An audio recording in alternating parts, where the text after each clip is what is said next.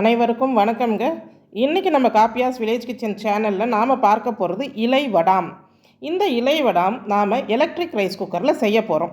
நம்ம electric rice குக்கரை எப்படி எமர்ஜென்சிக்கு இந்த எல்பிஜி தட்டுப்பாடு காலங்களில் பயன்படுத்தலான்னு ஒரு 2 வீடியோ போட்டிருக்கிறேன். அதை பார்த்துட்டு இந்த இலை வடாம் செய்கிறதையும் எங்களுக்கு சொல்லிக் கொடுங்கன்னு ஒரு 3 பேர் கேட்டிருந்தாங்க. அவங்களுக்காகவும் இதை பார்த்து செய்யணும்னு நினைக்கிறவங்களுக்காகவும் இந்த video. Hello viewers, welcome to காப்பியாஸ் village kitchen. இப்போ நான் பாருங்கள், இந்த ஆழாக்கில் ஒரு ஆழாக்கு பச்சரிசி எடுத்துருக்கிறேன். ரேஷன் பச்சரிசி தான் எடுத்துருக்கிறேன். இது மாவு அரிசியாக எடுத்துக்கிட்டிங்கன்னா ரொம்ப நல்லது. அதை கொஞ்சம் கூடுதலாக செய்யணும்னு நினைக்கிறவங்க கடையில் மாவு பச்சரிசி கேட்டு வாங்கிக்கோங்க. சாப்பாட்டுக்குன்னு இருக்கிற பச்சரிசி இது போல் மாவுக்கு பயன்படுத்துறது தேவையில்லை. ஒரு 3லேருந்து 4 மணி நேரம் ஊற வச்சுருங்க. நல்லா சாஃப்டாகிடும் அரிசி அரைக்கிறதுக்கு. ஏன்னா நம்ம மாவு நல்லா ஸ்மூத்தாக அரைக்கணும், நல்லா அப்படியே வழவடன்னு அரைக்கணும். அதனால் ஒரு 3-4 மணி நேரம் கழித்து மிக்சி ஜாரில் இந்த அரிசியை சேர்த்துருங்க. கொஞ்சமாக தண்ணி, ஒரு 4-5 ஸ்பூன் தண்ணி, 1 ஸ்பூன் உப்பு, இதுக்கு சரியாக 1 ஸ்பூன் உப்பு போதும், போட்டு நல்லா வழவழன்னு அரைச்சிடுங்க. மாவு திக்காக இருக்கக்கூடாதுங்க, நல்லா தண்ணியாக இருக்கணும். அது போல் அரைக்கணும். ஒரு தேங்காய் பால் கலந்தால் எப்படி இருக்கும் இல்லையா, அது போல் கொஞ்சம் தண்ணியாகவே இருக்கணும். இப்போ இந்த மாவு திக்காக தாங்க இருக்குது. கரண்டியில் எப்படி ஒட்டி இருக்கு பாருங்கள், இப்படி இருக்கக்கூடாது. இன்னும் கொஞ்சம் தண்ணி கலந்துடலாம். இந்த கரண்டியில் நாம் அப்படியே கோடு போட்டு பார்த்தோன்னு சொன்னால் பின்னாடி அந்த கோடு தனியாக கரண்டியை பிரித்து தெரியக்கூடாது. அப்போ தான் அது திக்காக இல்லைன்னு அர்த்தம். பாருங்கள், தெரியாது. ஸோ இப்போ ஓரளவுக்கு நல்லா தண்ணியாக இருக்குது. இதுதான் பக்குவம் நமக்கு. இதில் நான் 1 ஸ்பூன் அளவுக்கு சீரகம் சேர்த்துடுறேன். எனக்கு வேறு எந்த ஃப்ளேவரும் வேண்டான்னு நினைக்கிறவங்க வெறும் சீரகம் உப்பு போட்டு நீங்கள் இந்த இலை வடாம் செய்துக்கோங்க. இல்லை சில்லி ஃப்ளேக்ஸ், ஆரிகானோ இது போல் வச்சுருக்கிறவங்க சில்லி ஃப்ளேக்ஸ் ஒரு சின்ன பாக்கெட் 1 ஸ்பூனும் ஆரிகானோ 1 ஸ்பூன் சேர்த்து செய்யலாம். ரொம்ப ஃப்ளேவர்ஃபுல்லாக இருக்கும்.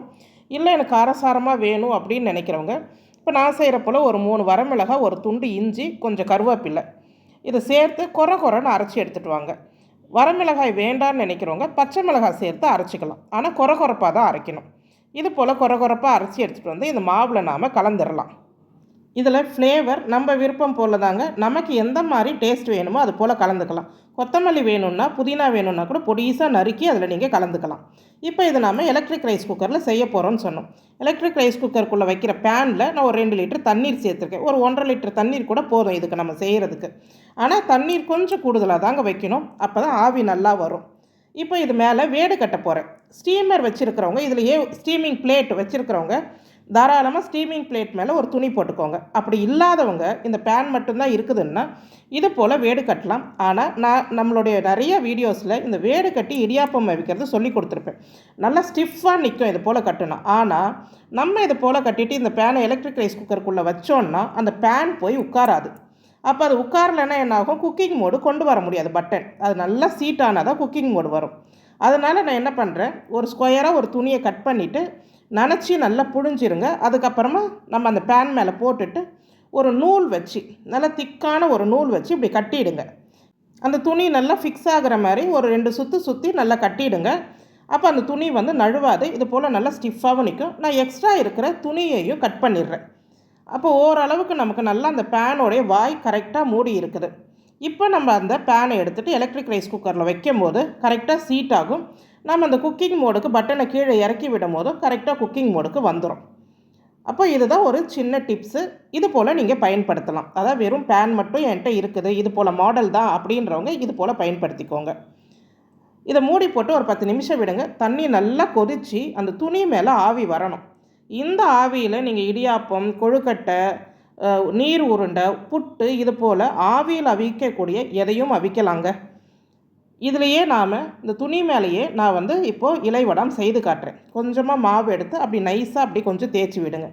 30 செகண்டு நீங்கள் அப்படியே மூடி போட்டு வேக விடுங்க. 30 செகண்டு தான் ஆகும் இவ்வளோ பெருசு வேகிறதுக்கு. அதில் வெள்ளையாக தெரியக்கூடாது. ஓரளவுக்கு நல்லா இது போல் வெந்திருக்கணும். இப்போ அந்த ஓரங்களை அப்படியே நம்ம எடுத்து விட்டுட்டோன்னா இது எடுக்கிறதுக்கு ஈஸியாகவே வரும். பாருங்கள், இது போல் எடுத்துடலாம். இல்லை எனக்கு இந்த துணியில் இது போல் செய்கிறதுக்கு கஷ்டம், எனக்கு இது போலெல்லாம் செய்ய முடியாது, அந்த துணியில் வந்து சூடாக இருக்கும், எனக்கு எடுக்க முடியாது அப்படின்னு நினைக்கிறவங்க, பிகினர்ஸாக இருக்கிறவங்க அவங்க வந்து இது போல் செய்ய வேண்டாம். இதை விட ஈஸியான மெத்தடே நான் சொல்லித்தரேன். அதாவது இது போலவும் செய்யலாம், இதை விட ஈஸியாக நம்ம எப்படி செய்கிறதுன்னு நான் சொல்லித்தரேன். இப்போ பாருங்கள், இதுலேயே அப்படியே எடுத்துட்டனால அந்த துணியிலையும் நமக்கு ஒட்டாது, இந்த வடாமும் கரெக்டாக வந்துடும். அவ்வளோதான். ஸோ இதுதான் வேடு கட்டி நம்ம அவிக்கிற பக்குவம். நாம் இது எலக்ட்ரிக் ரைஸ் குக்கரில் செய்கிறோம். அந்த காலத்தில் சும்மா பானையில் வேடு கட்டி இது போல் அவிச்சு எடுப்பாங்க. இல்லைன்னா இது போல் தட்டை எடுத்துக்கோங்க. கொஞ்சமாக மாவு, ஒரு 1/4 கரண்டி மாவு ஊற்றி அதை அப்படியே நல்லா அப்படி ஈவனாக கலக்கி விட்டு அந்த துணி மேலே வச்சுருங்க. 25லேருந்து 30 செகண்டு, ஒரு நிமிஷத்துக்கு 2 இலை வடாம் அவிச்சு எடுக்கலாம். அதுபோல் பெரிய சைஸாக வேணும்னா நீங்கள் பெரிய தட்டில் கூட ஊற்றலாம். இதை எடுத்துக்கோங்க. 2 தட்டு வச்சுக்கோங்க. ஒரு தட்டில் இப்படி அவிச்சு எடுத்துட்டு இன்னொரு தட்டில் ஊற்றி அதில் வச்சிருங்க. வச்ச பிறகு இதை நீங்கள் எடுக்கிறதுக்கு ஈஸியாக இருக்கும். இது போல் எடுத்துடலாம். பாருங்கள் எவ்வளோ அழகாக வருது நமக்கு. ஸோ இந்த தட்டை வைக்கும் போது என்னென்னா அந்த துணி மேலே கரெக்டாக பேலன்ஸாக வைக்கணும். கொஞ்சம் சாய்வாக இருக்கிற போய் வைக்கக்கூடாது. அந்த மாதிரி வச்சிட்டிங்கன்னா ஒரு பக்கம் திக்காக இருக்கும் மாவு, ஒரு பக்கம் அப்படியே ரொம்ப தின்னாகிடும்.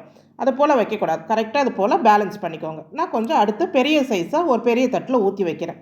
இதுக்கு கூடுதலாக ஒரு 5 செகண்டு கூடுதலாகும் டைமு. நம்ம பெருசாக்கணும்னு சொன்னால் அது வேகிற டைமும் அதுக்கேற்ற மாதிரி இருக்கும். வேகாமல் எடுத்துட்டிங்கன்னா அந்த தட்டிலேருந்து எடுக்கிறது கஷ்டமாக இருக்கும். வெள்ளை வெள்ளையாக தெரியக்கூடாது. நல்லா இது போல் வெந்து அந்த கண்ணாடி நிறம் வருது பாருங்க. அது வந்தோடனே நீங்கள் எப்படி ஓரத்தை கீறி விட்டு எடுத்திங்கன்னா அழகாக எடுத்துடலாங்க. இவ்வளோ தான். ரொம்ப சிம்பிளாக நம்ம செய்யக்கூடியது தான். இது போல் எலக்ட்ரிக் ரைஸ் குக்கர் வச்சு நான் செய்யணும் அப்படின்னு நினைக்கிறவங்களுக்கு இது ஒரு டிப்ஸு. நம்ம சேனலில் இப்போ இந்த எல்பிஜி தட்டுப்பாடுனால இந்த எலக்ட்ரிக் ரைஸ் குக்கரை எப்படி பயன்படுத்திக்கலாம், அதாவது எமர்ஜென்சிக்கான டிப்ஸு தான் நான் சொல்லி கொடுத்தது எல்லாமே. இன்னும் ஒரு 2 வீடியோ இப்போ ரீசெண்டாக கொடுத்து நிறைய பேர் அதில் சந்தேகம் கேட்டிருந்தாங்க. அது சந்தேகத்துக்காகவும் நான் இன்னொரு வீடியோ போட்டிருந்தேன். மேலும் துவரம் பருப்பு அவிக்க எங்களுக்கு ரொம்ப 1 மணி நேரத்துக்கிட்ட ஆகுதுன்னு சில பேர்லாம் கேட்டிருந்தாங்க. அவங்களுக்கான டிப்ஸ் என்னென்னா, துவரம் பருப்பை ஒரு அரை மணி நேரம் ஊற வச்சுருங்க. ஊற வச்ச பிறகு இந்த பேனில் தண்ணி ஊற்றி தண்ணி கொதி வந்ததுக்கப்புறமா பருப்பு போட்டு அதுக்கப்புறம் அவிங்க, சீக்கிரமாகவே வெந்துடும். இப்போ பாருங்கள், ஒரு இலை வடாமும் செய்து ஒரு காட்டன் துணியை பரப்பி வச்சு அப்படியே விட்டுருங்க. துணியில் ஒட்டாதுங்க. அப்படியே காயட்டும். வீட்டுக்குள்ளேயே காய போட்டுடலாம். நான் இந்த ரைஸ் குக்கரை காமிக்கிற பாருங்கள். துணி கரியாது கொள்ளாது. எந்த ஒரு டேமேஜும் உங்களுக்கு அந்த துணிக்கோ பேனுக்கோ ஆகாது. ஒரு இரவு முழுக்க நான் இது போல் காய போட்டிருந்தேன். நான் ஃபேன் கடியில் விட்டுட்டேன் ஒரு இரவு முழுக்க. இப்போ பாருங்கள், ஓரளவுக்கு 80% காஞ்சிருச்சிங்க ஒரு இரவுலையே. இது மறுநாள் நம்ம கொஞ்சம் நேரம் வெயில் இருக்கிற இடங்களில் வெயிலில் வச்சிங்கன்னா நல்லா மொளன்னு ஆகிடும். வெயில் இல்லைன்றவங்க இன்னும் ஒரு நாள் அப்படியே காய போட்டுடுங்க. இது போல் நல்லா மொடன்னு இருக்கணும். கொஞ்சம் கூட ஈரப்பதம் இருக்கக்கூடாது. 1 வருஷம் வச்சுருந்தாலும் வச்சு பயன்படுத்தலாம். ஆனால் நமக்கு இது 1 வாரம் கூட இருக்காதுங்க. கரெக்டாக ஒரு ஆழாக்குக்கு 30 வடாம் வந்துச்சு இந்த சைஸுக்கு. சின்ன பிள்ளைகள்லேருந்து பெரியவங்க வரை விரும்பி சாப்பிடலாம். ஒரு ஸ்நாக்ஸ் மாதிரி சாப்பிட்றதுக்கும் நல்லாயிருக்கும். ஒரு சைட் டிஷ்ஷாக சாப்பிட்றதுக்கும் நல்லாயிருக்கும். எண்ணெய் காஞ்சதுக்கப்புறம் போட்டு பொரிச்சு எடுத்துக்கலாம். ரொம்ப ருசியாக இருந்தது. இதில் கொடுக்கக்கூடிய ஃப்ளேவர் நம்ம டேஸ்ட்டுக்கு ஏற்ற மாதிரி ஃப்ளேவர்ஸ் ஆட் பண்ணிக்கோங்க. குழந்தைகளுக்கு விருப்பமாக ஸ்நாக்ஸாக கொடுக்கணுன்னா கொஞ்சம் சில்லி ஃப்ளேக்ஸும் கொஞ்சம் ஆரிகானோ சேர்த்து இதை செய்திங்கன்னா ரொம்பவே சுவையாக இருக்குங்க. அது போலவும் நான் செய்திருக்கிறேன். உங்களுக்கு இந்த இலை வடாம் ரெசிபி, அதுவும் எலக்ட்ரிக் ரைஸ் குக்கரில் செய்தது பிடிச்சிருந்ததுன்னா நம்ம காப்பியாஸ் வில்லேஜ் கிச்சன் சேனலுக்கு ஒரு லைக், ஷேர், கமெண்ட் பண்ணுங்கள். முடிஞ்சால் ஒரு ஹை பாயிண்ட் கொடுங்க. மேலும் இந்த எலக்ட்ரிக் ரைஸ் குக்கர் வச்சு வேறு என்ன உங்களுக்கு செய்து காட்டணும்னு சொன்னீங்கன்னா எனக்கு முடிஞ்சால் கண்டிப்பாக ஒரு வீடியோ கொடுப்பேன். நன்றி.